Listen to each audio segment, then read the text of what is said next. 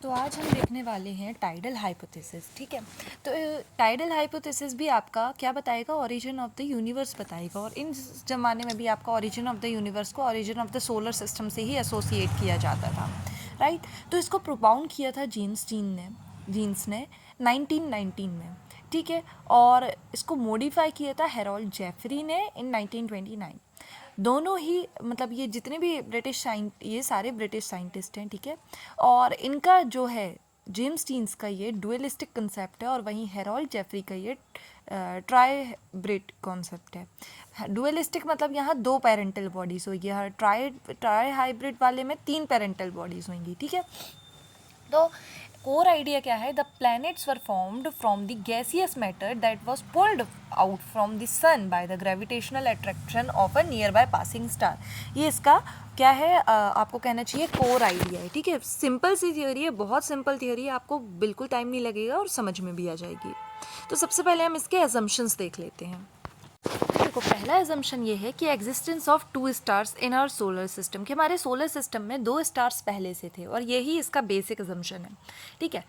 एक था हमारा प्रिमिटिव सन मतलब आज वाला सन नहीं, लेकिन यही आज वाले सन का क्या है, हमारा कहना चाहिए फोर फादर है, ठीक है।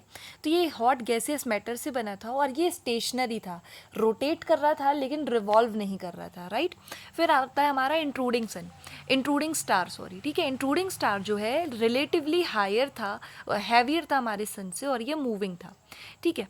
अब क्या हुआ, देखो यहीं से अगर आप समझना चाहो तो ये जो इंट्रूडिंग स्टार है, ये इस तरीके से मूव कर रहा था, इस पाथ में मूव कर रहा था कि ये क्लोज आ गया हमारे प्रोटो सन से, हमारे प्रिमिटिव सन से, है ना। और मतलब पहले क्लोज आया और फिर अवे चला गया। अब जैसे जैसे ये क्लोज आया ना, तो वैसे वैसे सिंस ये हैवियर था, तो इसका ग्रेविटेशनल अट्रैक्शन लगा हमारे सन पे, और इसने कुछ सोलर सरफेस का मतलब प्रिमिटिव सन के सरफेस का मास इजेक्ट करवा लिया। समझ में आ रही है आपको बात। और मास जब इजेक्ट करवाया, और जैसे जैसे ये दूर गया, तो वो मास एक फिलामेंट के रूप में स्पेस में रह गया, और वही फिलामेंट जब कंडेंस हुआ तो प्लैनेट्स बन गए। और यही बहुत सिंपल आइडिया है इस पूरी थ्योरी का, ठीक है। The intruding sun was bigger than primitive sun, ठीक है। And the tidal force was so great on the surface of the protosun that it pulls out infinite number of particles from protosun, कि हमारे प्रोटोसन से इतने सारे particles निकले, वही आगे चल के क्या बने, प्लैनेट्स बने, ठीक है। तो हम इसको स्टेप बाय स्टेप देखते हैं अब। तो देखो, सबसे पहले एक सन था, जैसे हमने मान लिया, इसी को आप स्टेप्स भी मान लें, ठीक है। फिर दूसरा स्टेप देखो आप, फर्स्ट स्टेप तो सन है ना, और एक इंट्रूडिंग स्टार है, आप लिख सकते हैं। फिर दूसरा स्टेप लिखो क्लोज अप्रोच है, फिर मैसिव स्टार। ये जो स्टार है इसका साइज़ बहुत लार्ज है ना, और ये बहुत ही पास से होके गुजर रहा है हमारे सन से, ठीक है। और सिंस ये बहुत ज़्यादा पास से होके गुजर रहा है, तो इसका क्या लग रहा है, ग्रेविटेशनल फोर्स लग रहा है हमारे सन के आउटर लेयर पे, ध्यान रखना।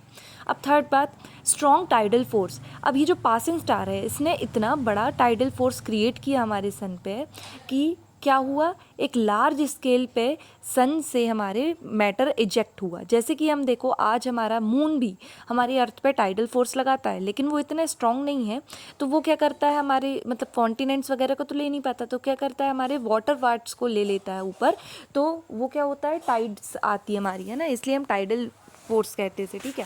फिर फोर्थ पॉइंट देखो, इजेक्शन ऑफ सोलर मटेरियल।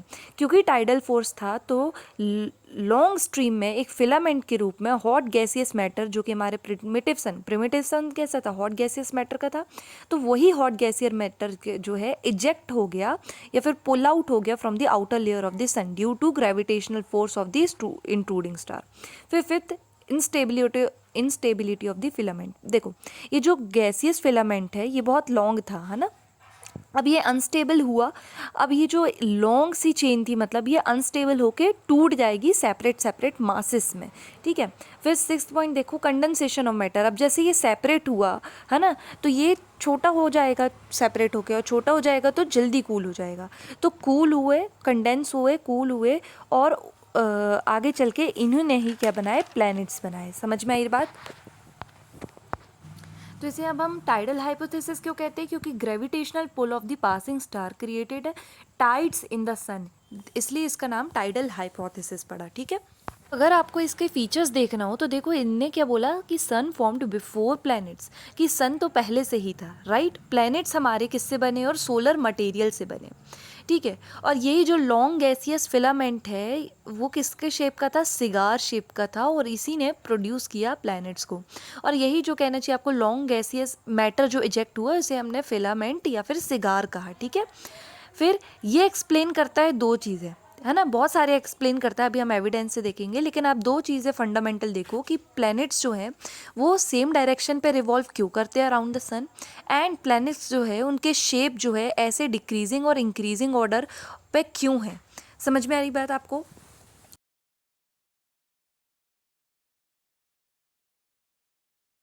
देखो इससे समझो ये हमारा प्री एग्जिस्टिंग सन है, ठीक है। और एक इसका ये रोटेटिंग है, रिवॉल्विंग नहीं है, ठीक है। और एक हमारे यूनिवर्स में, मतलब हमारे यहाँ एक और चीज़ है जिसे हम इंट्रूडिंग स्टार के नाम से जानते हैं। तो ये इंट्रूडिंग स्टार है जो कि रिलेटिवली हैवियर है, ठीक है, और ये मूविंग है। अब ये मूव इस वे में कर रहा है कि ये क्या आ रहा है, धीरे धीरे पास आ रहा है और नियर बाय निकल रहा है हमारे प्रिमिटिव सन से। अब जैसे ये निकल रहा है तो इसका क्या लग रहा है, ग्रेविटेशनल फोर्स लग रहा है, ग्रेविटेशनल या फिर आपको कहना चाहिए टाइडल फोर्स लग रहा है सन में। अब सन के जो सरफेस है इससे क्या निकलेगा, इसका हॉट गैसियस मैटर निकलेगा, क्योंकि ये टाइडल फोर्स से अट्रैक्ट कर लेगा इस तरफ, ठीक है। तो अब देखो इजेक्शन होएगा सोलर मटेरियल का और एक लॉन्ग फिलामेंट निकलेगा हॉट गैसियस मटेरियल का, जो कि सन की आउटर सरफेस से पुल आउट होएगा, ठीक है। फिर ये जो फिलामेंट है, अब ये पूरा ऐसा फिलामेंट निकल गया, अभी हम इसके भी देखेंगे जर्नी, है ना। ये जो फिलामेंट है ये क्या रहेगा, ब्रोक हो जाएगा, है ना। अभी ये जो लंबा है ये ब्रोक हो जाएगा, अनस्टेबल होके इंस्टेबल होके ब्रोक हो जाएगा और कुछ सेवरल पार्ट्स में बट जाएगा।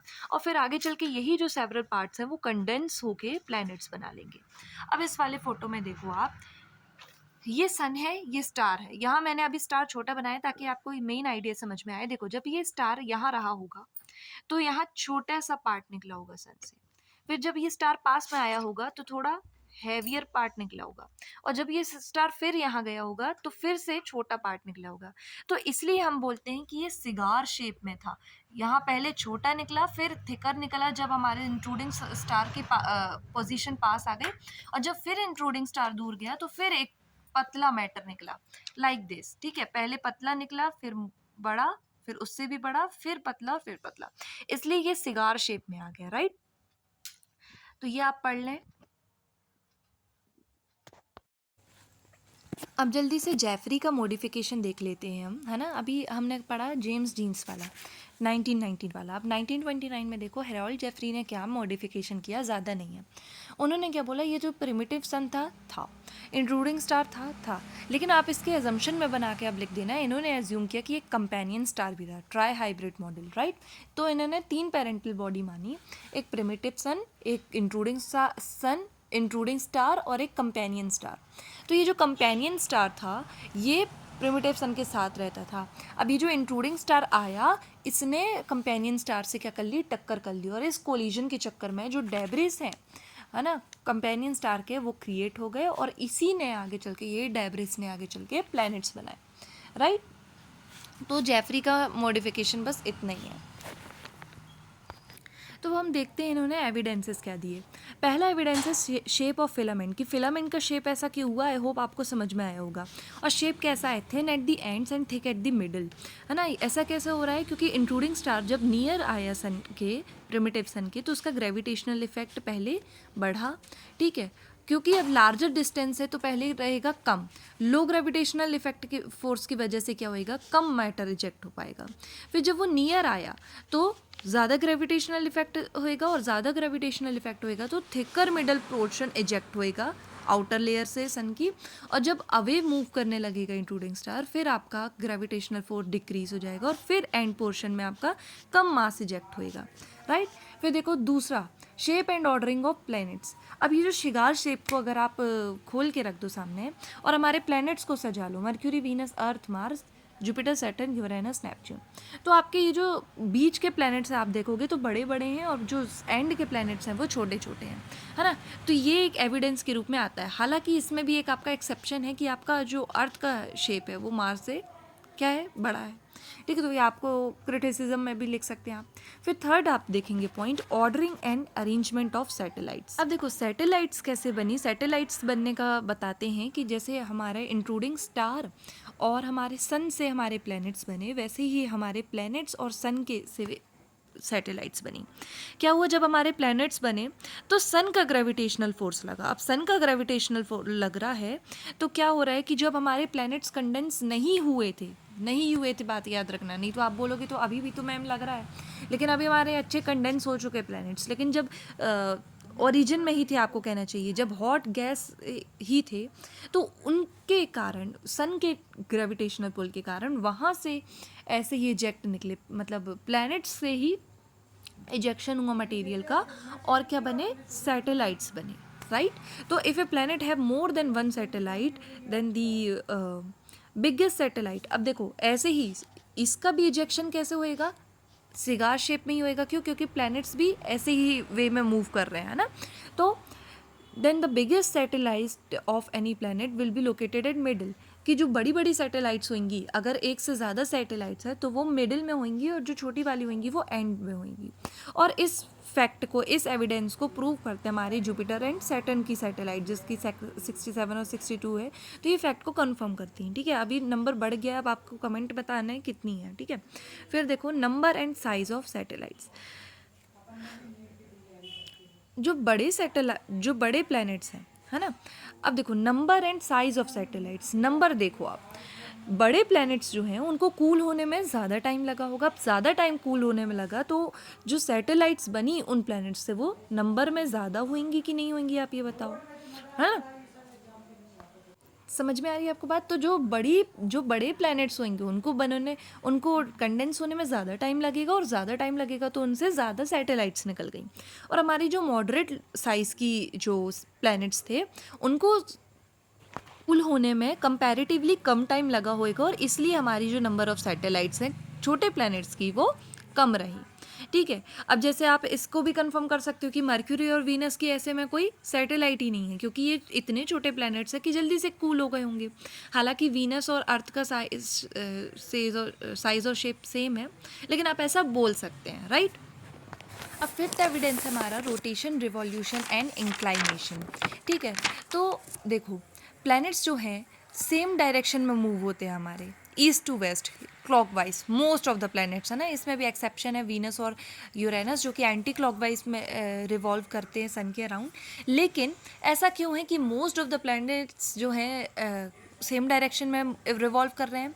देखो direction of the intruding star यही रही होगी, हम ऐसा बता सकते हैं। क्या रही होगी, वेस्ट टू ईस्ट, या फिर आपको कहना चाहिए क्लॉकवाइज रही होगी रिवॉल्यूशन की, है ना। तो देखो इंट्रूडिंग स्टार के क्या बोलते हैं, फिलामेंट जो इजेक्ट हुआ हमारे सन के सरफेस से, है ना, वो ओरिजिनली किसको फॉलो किया होगा, किस डायरेक्शन को फॉलो किया होगा, इंट्रूडिंग स्टार की डायरेक्शन को फॉलो किया होगा, और दस वो क्लॉकवाइज डायरेक्शन में मूव किया होगा, है ना। और after escaping from the gravitational force of intruding star, मतलब कि मैं क्या कहना चाहती हूँ, जो हमारा फिलामेंट था, जो इजेक्शन मटेरियल था, इजेक्टेड मटेरियल था, उसने ओरिजिनली किसको फॉलो किया होगा, हमारे इंट्रूडिंग स्टार को फॉलो किया होगा, है ना। और जब वो उसकी ग्रेविटेशनल फील्ड से हट गया वो मटेरियल, है ना, या फिर जो इंट्रूडिंग स्टार है वो दूर चला गया, तब जो फिलामेंट ने क्या किया होगा, उसने सन की ग्रेविटेशनल फोर्स के अराउंड रिवॉल्व करना स्टार्ट कर दिया होगा, ठीक है। तो प्लैनेट्स क्योंकि इस फिलामेंट से ही बने, दस most of the planets also revolve in the same direction, that is clockwise direction, ठीक है। और सैटेलाइट्स भी इसी प्रोसेस से बने हैं, क्योंकि सिंस प्रोड्यूस हुए तो मोस्ट ऑफ द सैटेलाइट्स भी क्लॉकवाइज डायरेक्शन में ही मूव करते हैं अराउंड देयर पेरेंट बॉडी या फिर पेरेंटल प्लैनेट। अब हम इसके क्रिटिसिज्म देख लेते हैं। देखो पहला क्रिटिसिज्म ये है कि आप बता सकते हैं डेस्टिनी ऑफ इंट्रूडिंग स्टार, कि ये आया कहाँ से और फिर बाद में गया कहाँ, ये एक्सप्लेन नहीं किया गया है। फिर दूसरा एक्सप्लेनेशन आप ये दे सकते हैं कि यूनिवर्स तो बहुत बड़ा है, तो चांसेस, ऐसे रेयर इवेंट्स के ऐसे रेयर चांसेस होना कि जो इंट्रूडिंग स्टार है वो सन के इतने पास से होकर गुजरा, ये बहुत ही रेयर है, एक्सट्रीमली रेयर इवेंट है ये, राइट। फिर तीसरा आप देखो the present day the distance between sun and the planets is not possible, है ना। According to hypothesis the planet should have been closer, मतलब ये जो हाइपोथेसिस के अनुसार ये जो प्लैनेट्स हैं हमारे, इन्हें क्लोज होना था सन से, क्योंकि ये फिलामेंट से ही बने हैं, है ना। और ग्रेविटी कितना काम करेगी आप देखो, है ना, कितनी दूर तक की काम करेगी। तो इस हाइपोथेसिस के अनुसार प्लैनेट्स को क्लोजर होना था, लेकिन ऐसा नहीं है, प्लैनेट्स बहुत फार फार हैं फ्रॉम दी सन, है ना। फिर चौथा आप क्रिटिसिज्म देखो, the planets of our solar system are highly are made up of high atomic weight, है ना। मतलब कि जो एटॉमिक वेट है हमारे प्लैनेट्स का वो बहुत ज़्यादा है, but the constituent of sun from where the planets are created, मतलब हमारे प्लैनेट्स किससे क्रिएट हुए, सन से क्रिएट हुए अकॉर्डिंग टू दिस थ्योरी, है ना। तो हमारा सन किससे क्रिएट हुआ है, बहुत ही लाइट एलिमेंट से, जैसे हाइड्रोजन और हीलियम से, लेकिन हमारे प्लैनेट्स का तो ऐसा है नहीं। तो ये बातें जो है इसको रिजेक्ट कर देती है इस थ्योरी को, इस हाइपोथेसिस को। अच्छा, और आप पॉइंट देखें कि अगर इन्होंने घूमने वाला बोला तो यूरेनस और नेपच्यून ऐसा क्यों नहीं घूम रहा है। तो इसी के साथ हमारी थ्योरी खत्म